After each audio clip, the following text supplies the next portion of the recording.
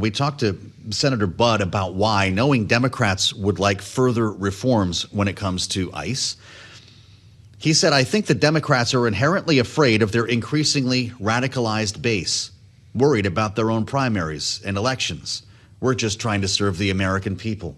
So we thought we would talk to the member of Congress who was responsible for getting Democrats elected in this midterm cycle. That would be Suzan DelBene, Democrat from Washington. She is chair of the House Democratic Congressional Campaign Committee. And Congresswoman, it's great to see you. Welcome back to Bloomberg TV and radio. How would you respond to Senator Budd?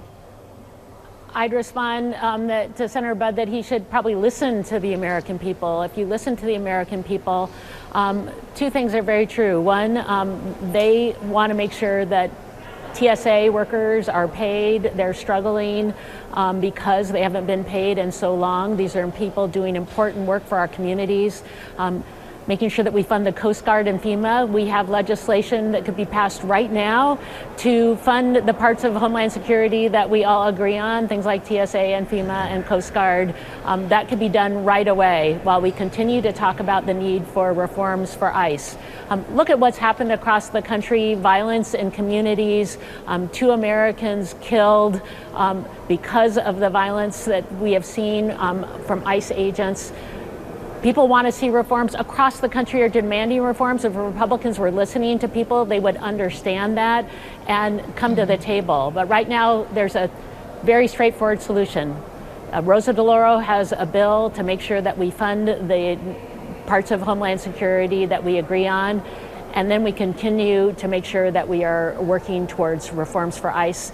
Those could be happening right now. Republicans don't know what they want to do. They're waiting for Donald Trump to tell them what to do. Well, are Democrats united in what they would like to see done either, Congresswoman? Do you trust whatever deal it is that Chuck Schumer may be able to negotiate?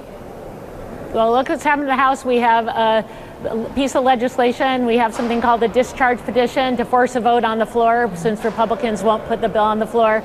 Again, just fund all the other parts of ICE like TSA, or fund the other parts of Homeland Security like TSA, and then make sure that we continue to negotiate on ICE.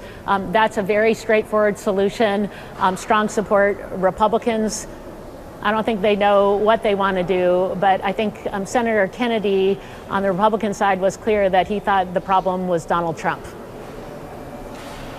Well, Donald Trump was speaking last evening, as a matter of fact, at a fundraiser. This is the NRCC's March dinner, which brought in tens of millions of dollars. Yeah, if we can have those comments. Congresswoman, I'd love for you to hear what he said, and we'll have you respond. Listen.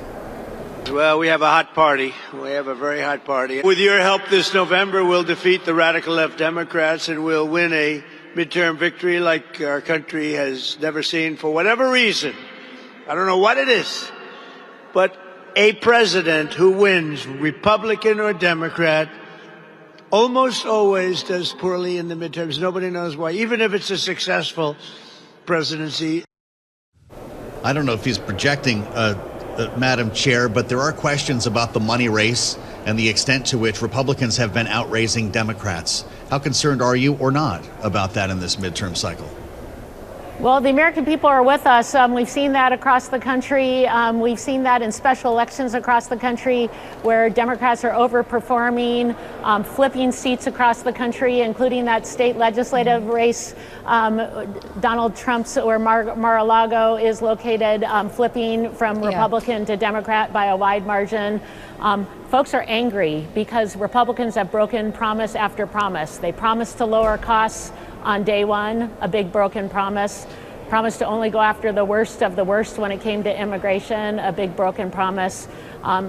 Promised no forever wars, and now we have a president with no plan entering a war in the Middle East, and he still hasn't articulated what his plan or objectives are.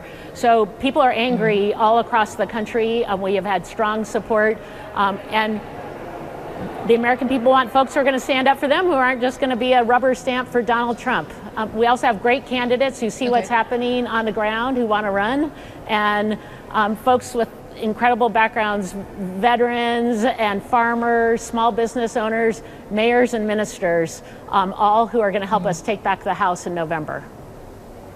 Well, Congresswoman, I'm glad you raised that legislative district in Florida, home to Mar-a-Lago, a Democrat winning it after Trump carried it by 11 points in 2024. There's been murmurs today among Florida Republicans on the idea that the redistricting push that the state Republicans are making may be a more risky proposition now, given the results that we saw. Does it make you rethink how that map may be more advantageous to Democrats than previously thought? Well, we have 44 districts where we are on offense across the country, all across the country, including in places like Texas, because people are outraged and because in special elections, in congressional special elections since November of 2024, Democrats are running 17 points ahead. So when you look at the districts out there where we have opportunities, they're all over, from Texas to Iowa to Arizona to Michigan and Pennsylvania, because people are outraged from the actions of this president and Republicans in Congress. So absolutely, we have opportunities. We have great candidates who are authentic and independent-minded.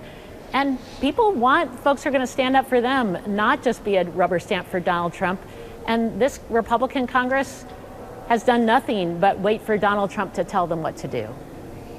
Got to ask you quickly, Congresswoman, I'm almost out of time, but I'm just struck by gas prices in states like yours around the country. We have a national average today of $3.98, which is obviously a big problem, especially if you're not getting paid at the TSA.